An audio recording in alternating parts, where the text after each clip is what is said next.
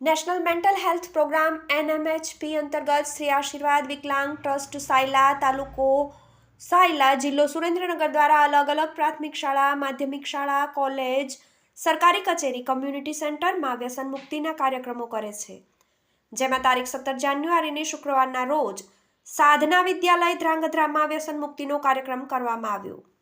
તેમજ stress management, prevention of suicide ઉપર કાર્યશાળા, શેરી નાટક, રેલી, માનસિક આરોગ્યને લગતી કર્મચારીઓ માટે તાલીમ, ગ્રામીણ અને શહેરી વિસ્તારોમાં માનસિક આરોગ્ય કેમ્પ, જનજાગૃતિ અભિયાન, વ્યસન મુક્તિ, કિશોરો અને બાળકના માનસિક સ્વાસ્થ્ય માટે જાગૃતિ, IEC પ્રવૃત્તિ તથા નિષ્ણાંત તજજ્ઞ સ્ટાફગણ દ્વારા માનસિક આરોગ્યને લગતી પ્રવૃત્તિ ઉપરોક્ત મંડળ દ્વારા કરવામાં આવે છે, જેમાંથી સાધના વિદ્યાલય ધ્રાંગધ્રામાં વ્યસન મુક્તિ માટેનું લેક્ચર ગોઠવવામાં આવ્યું.